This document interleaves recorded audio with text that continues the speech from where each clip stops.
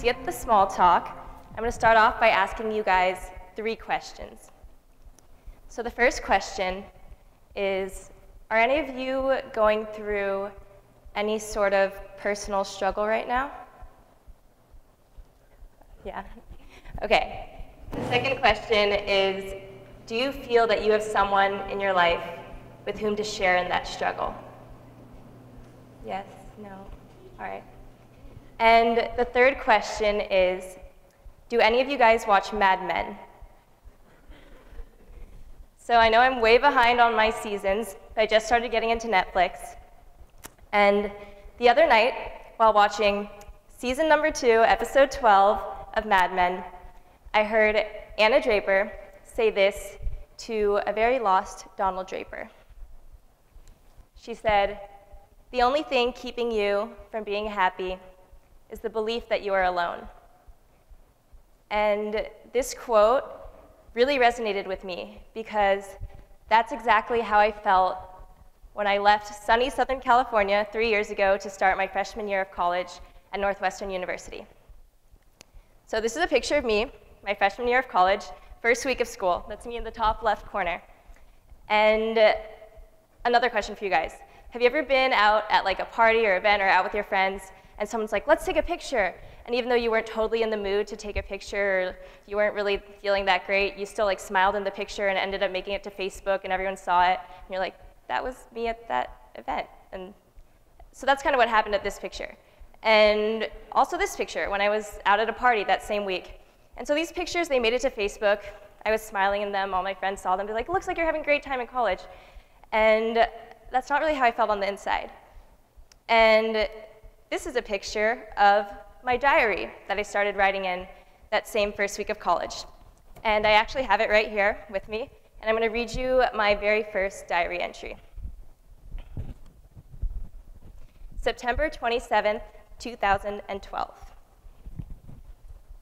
I wish I could start out my first entry with an ecstatic quote about life or how I love college so much, but since this is a personal journal, I can be honest and say I've never remembered feeling more lost in my entire life. I only 3/4 know that everything will work out and I'll be okay. I miss home and being surrounded by people who know me so well and love me for all that I am. And so that whole first year of college, I was plagued by this one question. Who am I? I really had felt that I had lost my identity in leaving my home in California and leaving my friends behind to start college for the first time.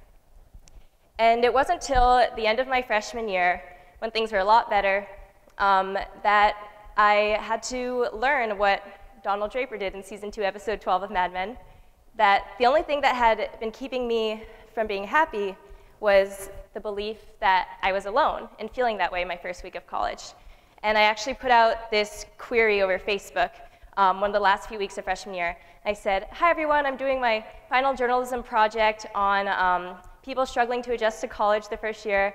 If anyone is willing to talk to me about it, like please let me know and message me. And I was shocked when within just a couple hours, I got messages from people all over campus.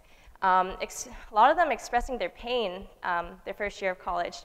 And I thought, wow, if only I was able to talk to these people that first week of school when I was also feeling lost and alone. And actually one of those people, she was someone I had met at one of those parties in the beginning, and we had kind of just met and been service level friends. And that last week of school, I interviewed her. And we ended up sitting in the student lounge together and sharing each other's experiences and talking about how lonely we had felt that entire year. And we were both like, wow, if only we had said this to each other when we first met, we wouldn't have felt so lonely. And so she ended up becoming one of my best friends in college. And so that was the end of freshman year. And then sophomore year, things got so much better. I ended up joining a sorority. I got super involved with that. I was really involved with my journalism projects. I started a club, or co-founded a club called Mix, which was the Mixed Race Student Coalition. And the whole idea was it didn't matter where you came from, what your background was, we all could share in our mixed experiences. And so I would be going out to all these parties. I had a lot of friends at that point. But there would still be nights where I'd come home from an evening out with my friends, and I'd still feel terribly empty inside. And I couldn't understand it. I had just been with all these people. I still felt pretty lonely. And one of those nights I was Skyping with one of my friends from far away. And we were having this very deep philosophical conversation about life. And I said, wow, I wish all conversations could be like this. This is awesome. And he was like, yeah, screw small talk. And I was like, wait, yeah, screw small talk. Why do we even make small talk? And I thought, what if when talking to our friends, coworkers, or even complete strangers, we could always just skip the small talk and instead talk about the things that really mattered in life, or things that at least we both actually really cared about and wanted to talk about. And so I was like, wait, screw small talk, skipping the small talk, we should make big talk. And I thought that name was kind of cute, and I didn't really know what to do with it at the time, but I kind of just stuck it in my back pocket and just thought about it for a bit. And so that was the end of my sophomore year of college. And then the following summer, I was getting very involved in my journalism program. And I had the opportunity to do some documentary projects abroad. And I spent 3 weeks in Ecuador filming a documentary about education reform. And those 3 weeks were the best 3 weeks of my life. We were traveling throughout the entire country, interviewing strangers, everyone we encountered about education in the country. And it didn't matter if we were gliding down the Amazon River, or climbing the Andes Mountains, or salsa dancing through the colonial streets of Cuenca. Everywhere we went, we were being open to new people, new experiences, and every day was a new adventure. And the picture on the top left, right, was actually taken when one day we had run into these professors at this university, and they invited us into their villa overlooking the Andes Mountains, and we ended up drinking wine with them all evening and salsa dancing. And I was like, wow, why doesn't this ever happen with my college professors back home? There's something different in the way I'm approaching life when I'm traveling, the way I'm more open to people, and it invites these kind of magical experiences. And towards the end of my trip, I actually started getting really scared to go back home to my everyday life. I didn't want to lose this magic of being abroad. And I thought, how can I make everyday life feel this meaningful and look this beautiful? And I had one more opportunity to travel that summer. I went to Germany to do a documentary about the Holocaust. And on one of my last days in Germany, I visited the Berlin Wall, and I came upon this question written on the Berlin Wall. It said, what do you want to do before you die? And this question really hit me because, I just finished sophomore year. I was going through my mid-college life crisis, questioning, what's my purpose? Why am I studying journalism? What do I really want to do with my life? And, everyone else is asking you that question too constantly when you come home for summer break. And so I thought about it. I was like, what do I really want to do? I knew in part it was about building empathy between strangers, as I'd kind of done through Mix and through my traveling documentary projects. And I also knew I'd always wanted to start a YouTube channel. So that summer, I came home. I had 5 weeks before starting my junior year of college. And I kind of took this question, what do you want to do before you die? And I took that name that inspired me months earlier, Big Talk, and I took the magic I had felt from traveling and approaching strangers and hearing their life stories, and I made this video. And I'm going to play the first half of it for you for the sake of time. Hi, I'm Kalina, and this is the beginning of an experiment called Big Talk. I wanted to be able to go out, meet new people, and instead of just make small talk, actually have deeper, meaningful conversations with them. Kalina. Get your hand on every. Yeah, come on.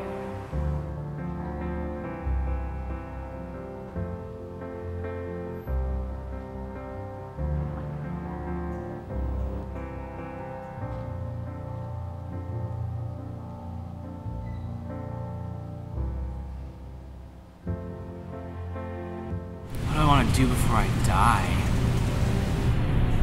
Oh man, jeez. That's a deep question. Oh, or what do I want to do when I grow up? You mean job-wise? That's a hard one. Wow, that's a tough one.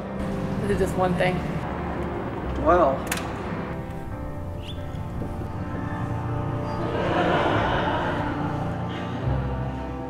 want to learn how to scuba dive.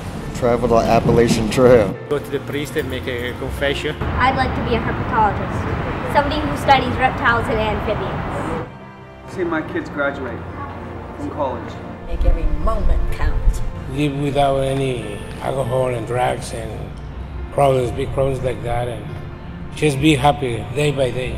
Being able to reconcile with my father and say I love you to him. I want to have a wife and kids.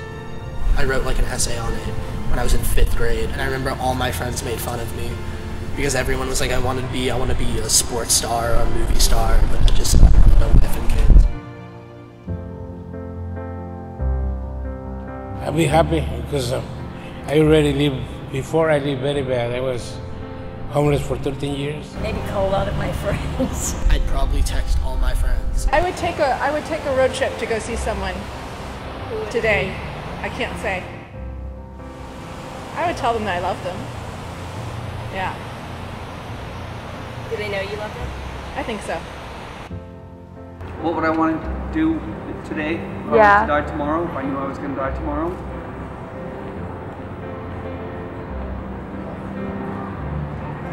Be with my family. If I knew I was going to die tomorrow, I'd get on an airplane to go be with my son. See, now I'm going to cry. It's literally, I'll say the most significant relationship that I have. Being 18 and having a baby. If I were dying, I'd love to have Charlie on my bed. Ray was dying. He had this little fluffy dog that cuddled right next to him and would not, oh, that's fascinating, there's a dog bark. Do you love that or what? Be in denial, thinking it's gonna happen, and I can't die. My mom said that the day before she died that if she were to die tomorrow, she would have lived the fullest life ever, and then she died unexpectedly the next day. So this is a very personal question. So family has always been of utmost importance to me.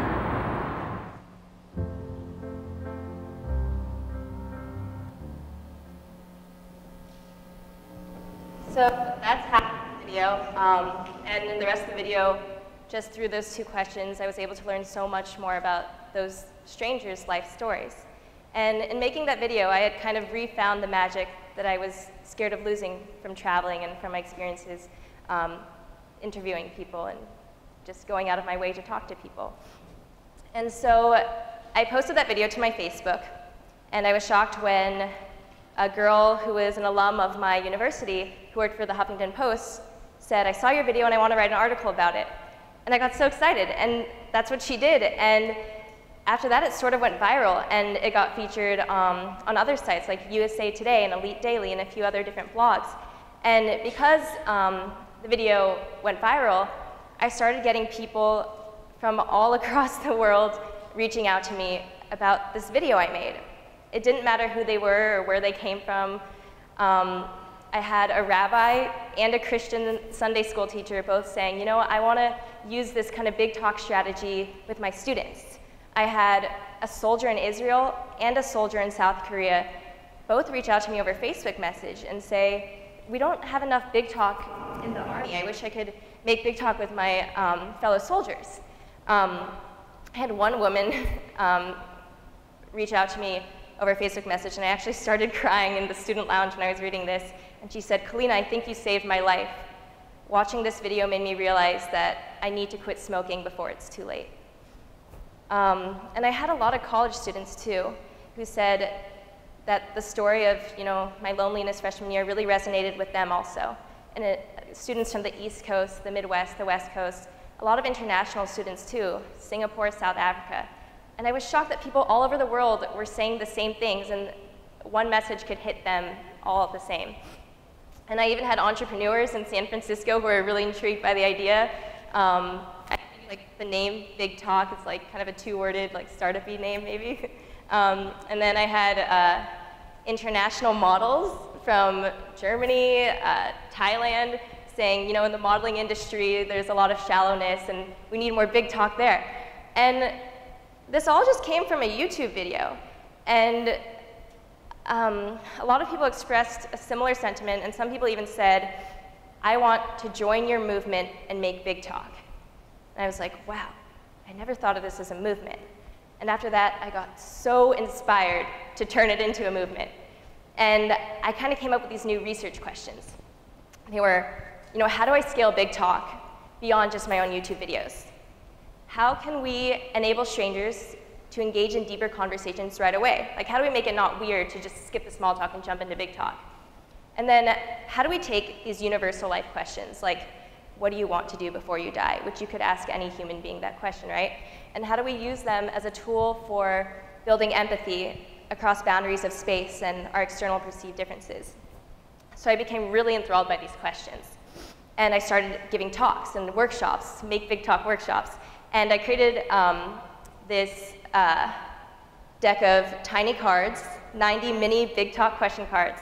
And every question had to be universal, like you could ask anybody, meaningful, thought-provoking, skips the small talk, and open-ended, that it would elicit a story that you could sit down with another human and hear their life story.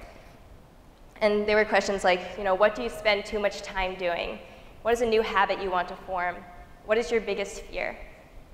And I became more and more, to be honest, obsessed with the idea of growing big talk. And I was like, I want to, I started reading entrepreneurship blogs, like how do you build like a big movement or kind of enterprise around it. And I was like, I'm going to take this idea to Silicon Valley. And that's what I did. I went to San Francisco, and I led a big talk seminar at the TL Summit. And I started hosting like these dinners with strangers, like big talk style dinners with strangers. And I would have people write their own big talk style questions too to ask each other. And then I started spending a lot of time behind my computer, figuring out how could I grow big talk. I put up this website where I was putting up all the events and the cards and everything. And then something weird started to happen. In trying to grow this movement that was all about, that originally was created out of my own loneliness freshman year and desire to meaningfully connect with people, I suddenly found myself feeling very alone and disconnected to the world. I forgot to mention that I also decided to take a leave of absence from university last year, halfway through my junior year of college, to work on big talk. And so a wise professor had once told me, before you go out and try to feed the world, you need to learn how to feed yourself. So that's what I did. I started asking myself, how can I scale these meaningful connections using new technologies without losing my own humanity in the process? And I was asking myself these big talk questions then, who am I? And what's most important in life? Like, why am I so passionate about big talk? And I started making big talk with myself. I took the deck of 90 mini big talk questions and started using them as journal entries and used big talk to reconnect with myself. And so now that I feel more comfortable with kind of re-understanding why I started in the first place, my original vision holds strong, and I'm ready to kind of embark on it again and understand that it takes time to figure out the big stuff. We're not going to figure it out right away. And the ultimate vision is to use big talk to build global empathy through the power of connection over sharing stories about our universal human experiences, but also, and just as important, to use big talk as a tool for understanding and connecting with yourself. And in light of the theme of today's TEDx, Thou Mayest, I want to leave you with one more big talk question to ask yourself. How can I take what I learned today to make my life different tomorrow? Thank you.